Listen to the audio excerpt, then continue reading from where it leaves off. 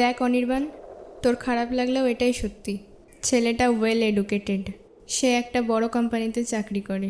ওর salary জানিস কত? মাসে 1,00,000 টাকা। আর আমি আমার লাইফে ভালো কিছু ডিজার্ভ করি।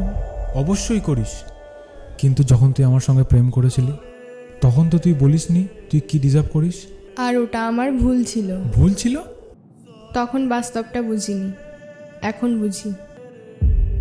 মুনমুন প্লিজ এরকম করিস না, আমি তোকে ছাড়া আমার থাকতে হাতটা পারবো না। ছাড়। আমাকে এভাবে ছেড়ে যাস না মুনমুন। আমাকে ছাড় বলছি তো।